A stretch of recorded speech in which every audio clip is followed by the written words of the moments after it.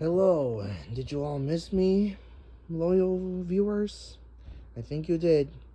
So, this is gonna be one of my longer videos because, okay, well, no, it won't be the longest, but it's definitely gonna be one of the longer ones. Today will be my part one of my why I hate the Monsterverse and Reiwa Godzilla eras. I'm a huge Godzilla fan, in case you couldn't tell by my username. But I really do not like the Monsterverse and Reiwa eras. Why is that? Why do I not like those eras? The ones that brought Godzilla out of retirement for what could have seemed like a permanent one in comparison to the other temporary ones from the 70s, 80s, and even late 90s. Well, how could I also hate the series that brought the franchise back to its more realistic and more serious roots that made the general public respect Godzilla as an IP more than they did before? Well, I'll be answering your question today because right now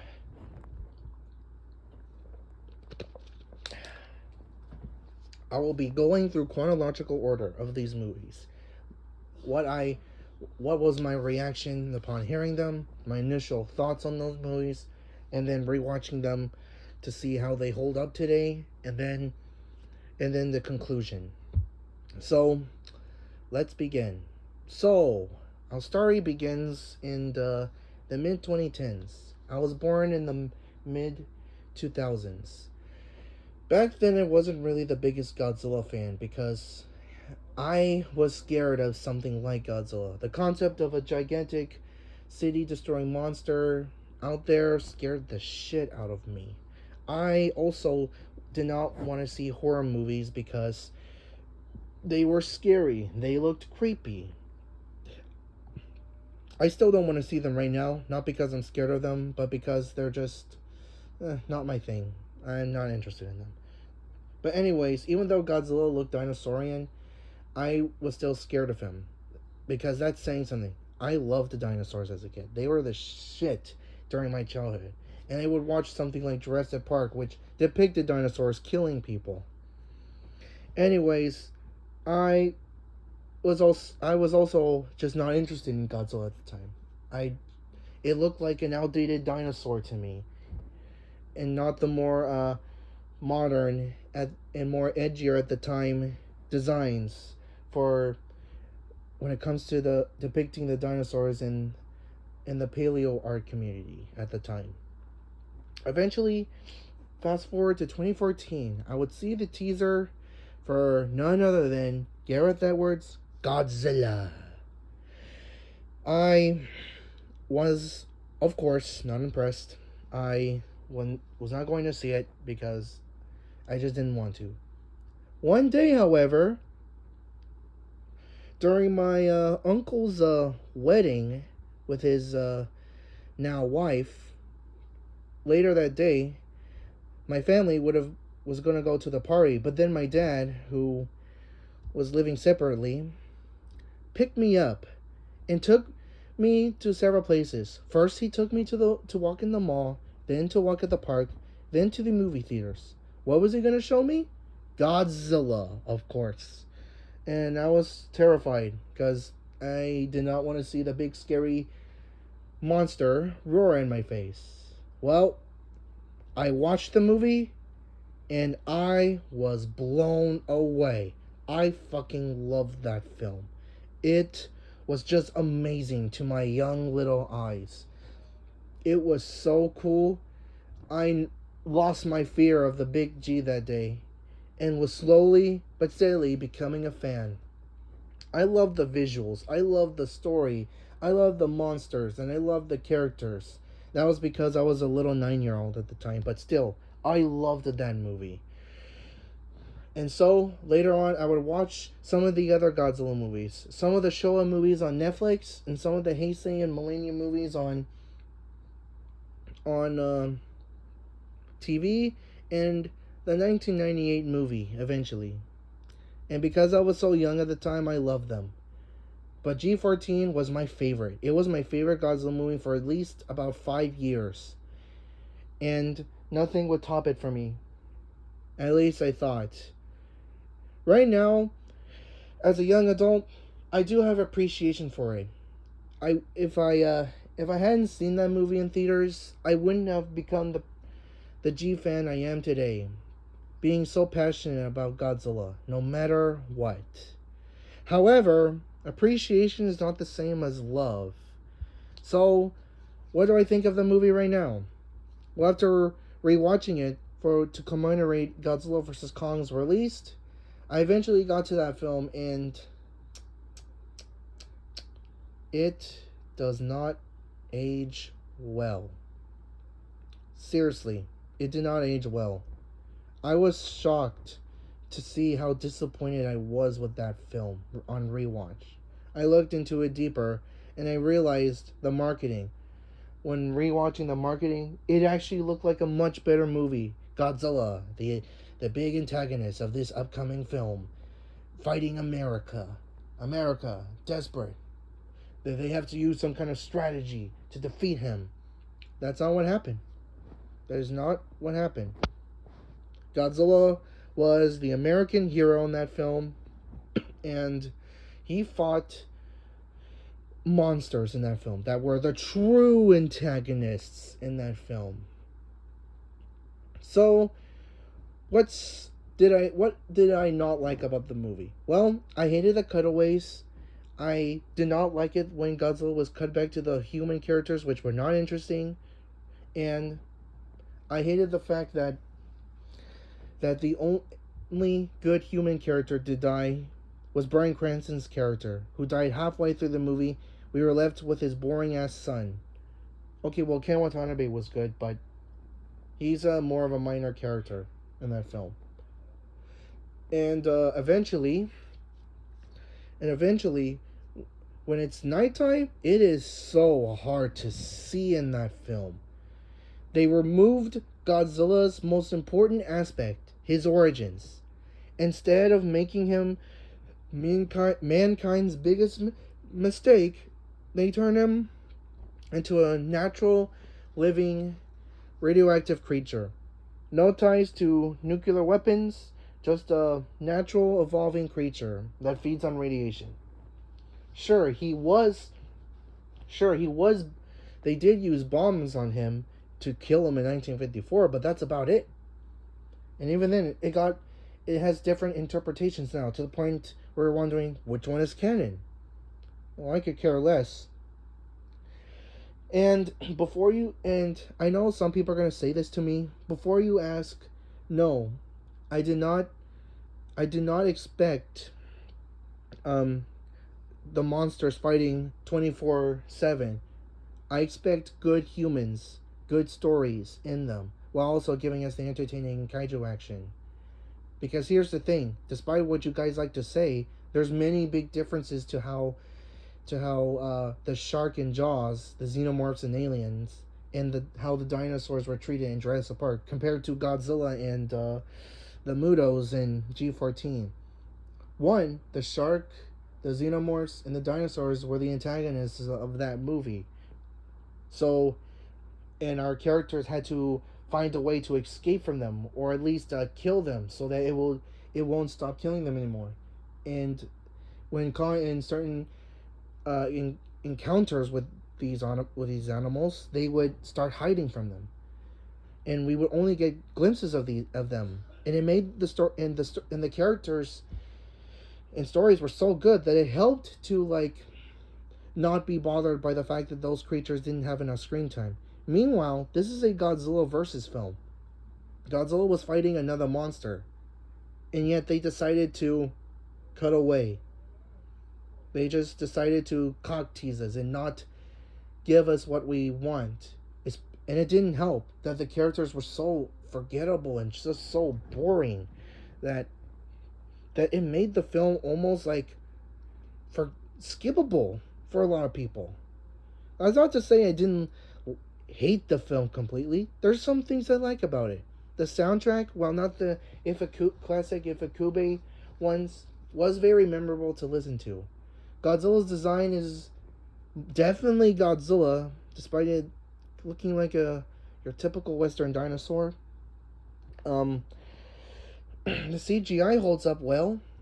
The the sense of scale from the monsters are just excellent here, and you can tell that because Gareth Edwards is known for his amazing sense of scale in many of his other movies, like Rogue One, The Creator, and even recently with Jurassic World Rebirth. And the Halo jump was also cool, and the Kiss of Death, a kick-ass finisher move. Oh wait, I forgot to talk about one thing, the Mutos. Yeah, they're probably the most forgettable thing about this movie. They're Cloverfield ripoffs.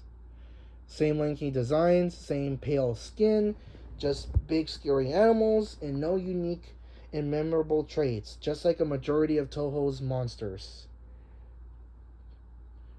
Toho's monsters clear the Mutos in terms of personality and designs. Stay mad, G14 fanboys. So, I didn't like G14. I don't like it. I think it's a disappointing movie in retrospect. Well, I was hoping that things would get better. Unfortunately, it did not. But let's move on. Godzilla was now popular once again. And now Godzilla was now being taken seriously than he did before, especially since the last Godzilla movie before G14 was the 50th anniversary film Godzilla Final Wars, and to some did not feel like a true anniversary film, but rather a Matrix film with Godzilla's name attached to it. Well, as for me, I moved on. I continued to watch more Godzilla content, and this was when I wasn't really into movie news or movie updates, so I was really mostly under the radar for the most part. And it was apparent because by the end of 2016, when I searched up Godzilla out of morbid curiosity, I got the results of Shin Godzilla. Yeah. Once I clicked on it, I was immediately met with the monstrosity of that design of that particular Godzilla. Even as a new Godzilla fan, immediately the design did give me creeps when I was younger. When at the time I was now 11. But the movie, not only was it, of course, released in Japan, in its home country, and the movie already had its theatrical run in October, and I missed it.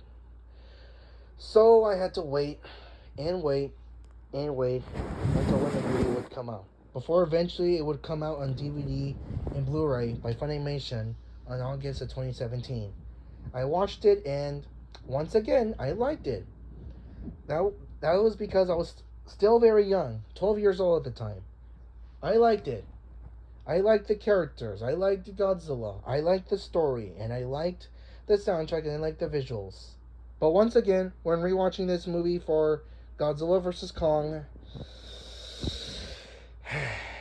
it happened again. On rewatch, it's a very disappointing movie once again. Well, for starters, Shin Godzilla mostly has the same problem as G14, except it doesn't feel like a Godzilla movie. It feels like a political Japanese government movie that felt like it was detracting away from Godzilla. And when we did get Godzilla, it did not feel like the most traditional one. For starters, when we see Godzilla for the first time, he looked, let's say, funny looking. Then he evolved and became more funny looking. And ironically, when he became the more traditional Godzilla, he looked goofy, even more goofier than before. That same design that scared me when I was so young, made me laugh in retrospect now. Still, it's a very problematic because Godzilla was not feeling like Godzilla in that movie. He felt like a emotionless walking zombie that did not feel like Godzilla to me. It felt more like a generic monster that had no personality, no goal. Just walk and walk and walk and look creepy. And the worst thing about this movie, okay, well, not the worst thing, but it's definitely one of the bad parts, is the pacing. Oh, God, do the government technobabble scenes drag. And I wouldn't mind this. I would not mind this, especially for someone who doesn't really like politics. I wouldn't mind this. I wouldn't mind this if the characters just were good, were well written. Before you say, well, they're not supposed to be characters, they're supposed to represent Japan. That doesn't excuse the terrible and boring writing for those guys. Just because characters represent a country doesn't mean they shouldn't be like actual human beings instead of just blank slates. It's no surprise since Shinji Iguchi said in an interview that G14 to him was a masterpiece. I guess that explains where why the characters feel so boring and forgettable in Shin Godzilla. The worst thing about this movie is that it's nationalist. From what I watch in that movie seems to completely omit the facts of what Japan did back in World War II and completely portray themselves as the victims, especially when the U.S. Decides to have a hydrogen bomb dropped on Japan to finally kill Godzilla. I guess, yeah, Japan was completely ignoring everything, every horrible thing they did during World War II, completely just portrayed themselves as the victims. No accountability, no nothing else, just victim blaming. And even when they do bring it up, it's glossed over to the fact that they're just focusing on trying to stop Godzilla. I get it. Your country is being attacked by something called Godzilla.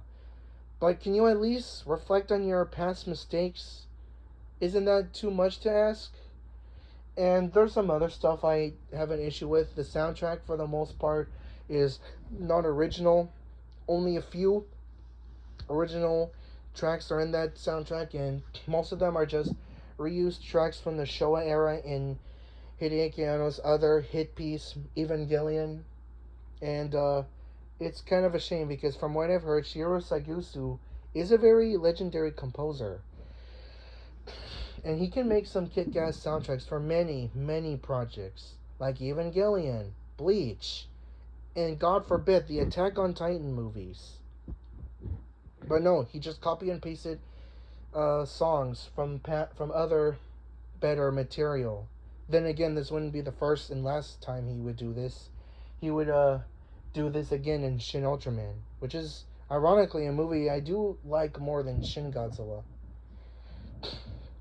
But what are some things I like about this movie? Well, I do like that Godzilla is at least the antagonist. The marketing was at least not a lie. Godzilla was the antagonist this time.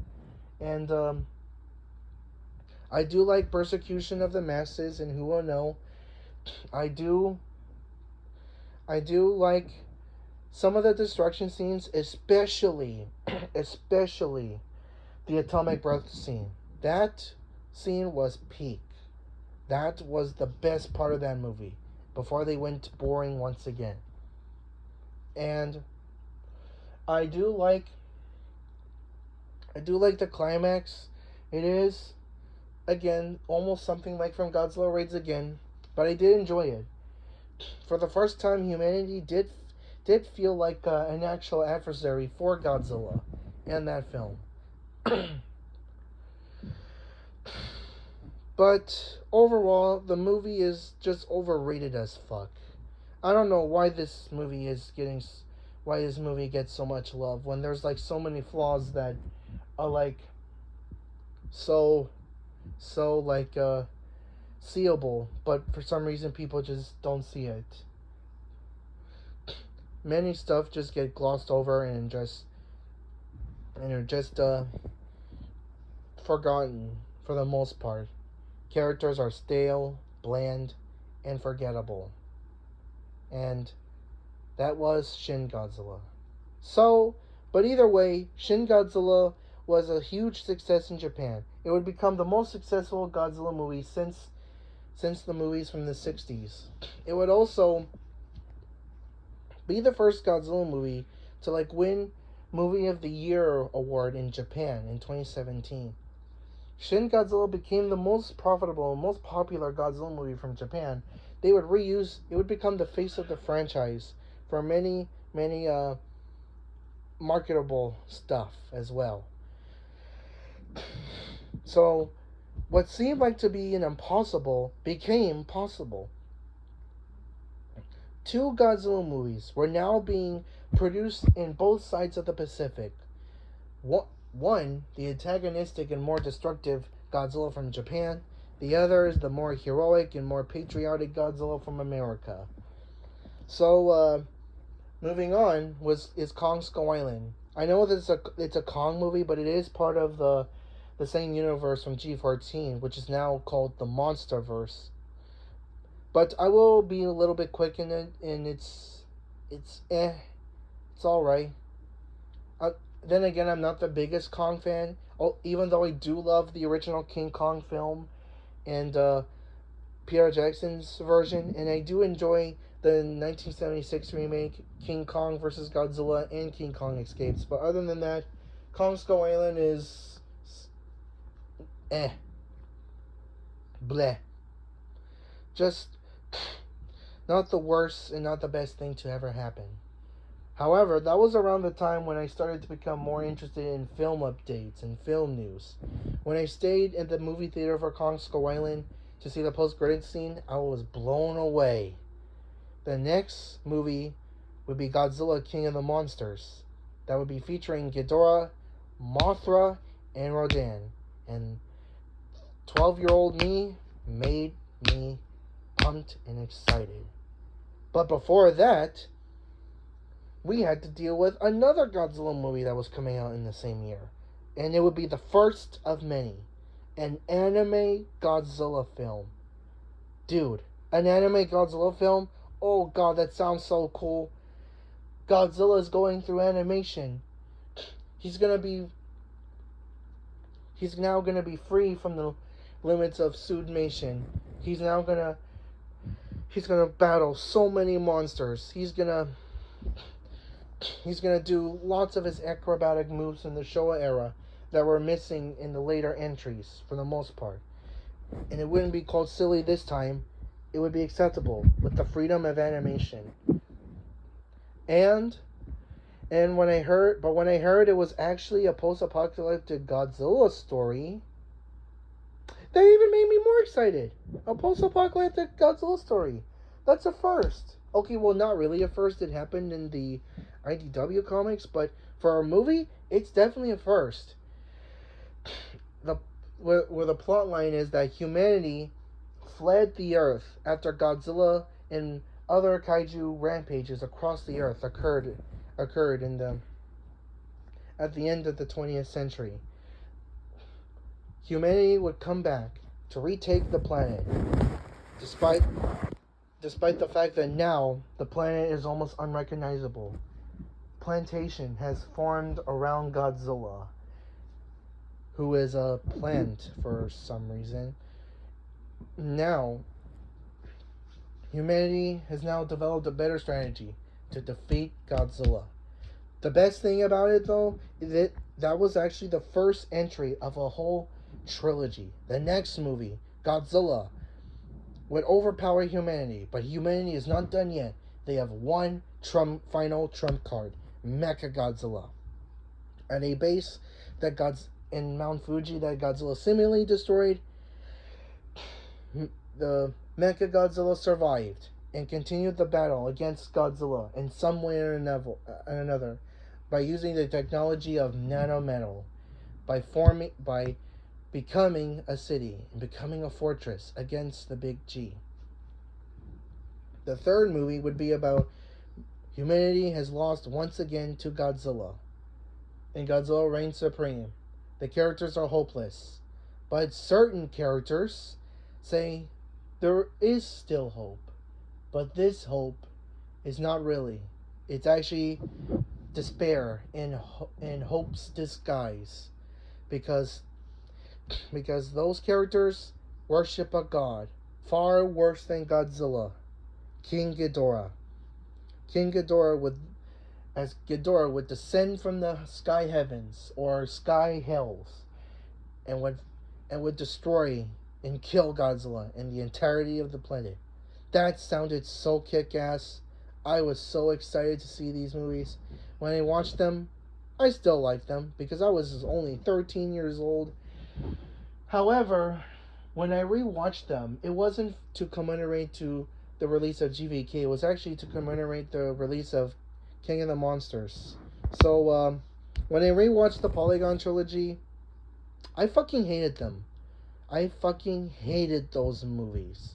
I still do to this day. Ooh, there's a plethora amount of problems. So, and I'm not going to be talking about one movie per movie. I'll be talking about all three movies. For one, the characters, like Horo Sakaki, he is awful. He is so unlikable. He is nothing but a goddamn Eren Yeager ripoff. And he's also does not change throughout the movie. Instead, he just stays the same angry, emo teenager for no good reason. He doesn't care about humanity, his own species. He only cares about Godzilla. He's perfectly fine with gambling of what's little left of humanity just to get to Godzilla. He's so unlikable. And then, worst of all, when it seemed like he could be changing for once, he reverts back to his old self and either tries to fight him again, or if not, he fucking kills himself. Or at least games over himself. Yeah. That happened in the third movie, literally. Yuko Tani is a useless love interest. She is possibly the most useless love interest I've ever seen in any piece of media. Martin Mazzari, he exists. Same with Adam. And the Bio Saludo characters, Galagu and Bilibay and Methis. And the Hotel Girls, which I will talk about a certain scene later. But what about the kaijus? At least they should deliver. At least they should deliver on what was essentially a bland character story. No, they don't deliver. They're just as disposable as the poorly written human story. Godzilla, once again, like in Shin Godzilla, is immobile. He is so slow and so personalityless. He is a fucking walking statue. He is just... His design is basically a ripoff of the legendary Godzilla.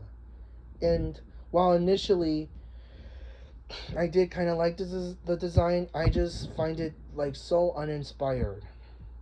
Mecha Godzilla has a terrible design, but what's even worse, he doesn't even show up in the movie. He just is a city. He's never reconstructed. He's just left dead. That poster where we see the giant Mecha Godzilla towering behind Godzilla, nope, not in the movie. Not in the movie. Just ahead, and just a big ass city. King Ghidorah, that also terrible design, and also just is a fucking noodle in those movies. That weird ass battle that we saw in the poster also not happen. Actually, it kind of did happen, but it was just Ghidorah's heads biting Godzilla, and then Godzilla's defeated, and Ghidorah's defeated, and yeah, that's about it. The trilogy, at the worst, is more interested in grandiose philosophical, landscapeable speeches, more than actually giving us what we wanted. Godzilla movies. And, you know what Black Rooney said about the Snyderverse manipulating people into thinking they were good movies because of the soundtrack, their religious imagery, the dialogue choices, and the sense of scale? And that's exactly what this trilogy is in a nutshell. The soundtrack is great. The There's definitely religious imagery in them, and the dialogue choices are dialogue choices, and there's a great sense of scale. But that's about it. And yet, it made people thinking those movies were peak fiction, though they were better than a majority of the Godzilla movies, when that was not true. That was just simply not true. Oh god. These movies sucked ass. Oh wait, there's more stuff I forgot about the movie. Those dragon-like creatures called the servums, they sucked also. And Mothra does appear in a vision. Yeah, that's it. That's all she contributes. Appearing in a vision, and that's it. She adds nothing to the story in comparison to Godzilla and even Mechagodzilla and Ghidorah. She's just there. Just there. And about the Hotoa twins. Yeah. I cannot believe they actually had that scene. In case you didn't know, they had a very, very hard romantic scene in that movie. I'm not going to tell you what it is, but I think you know what it is. I'm just not going to say it because I don't want to be demonetized by stupid YouTube, but yeah. The animation looked horrible, especially the 3D animation. It was horrible. It was so unbearable and like so dull. Oh yeah, speaking of dull, the visuals are also very dull and bland looking. Like, I kid you not, the Polygon trilogy is one of the most blandest pieces of media out there. And it's saying something because anime, especially at the time, was becoming more flashy, more colorful, more visually appealing at the time, especially with something like My Hero Academia or One Punch Man or Dragon Ball Super. But other than that, this is not looking good.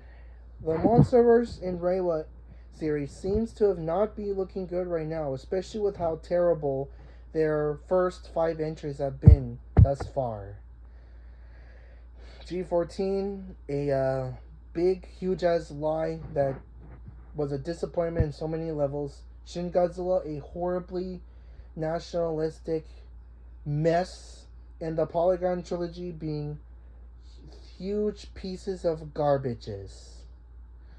So, this is the end of part 1. Part 2, I'll be talking about 3 other movies in this entry. Can they improve? Could they possibly help salvage the Monsterverse and Reiwa era for being completely disposable? Find out in part 2. This is Godzilla 2005, signing off.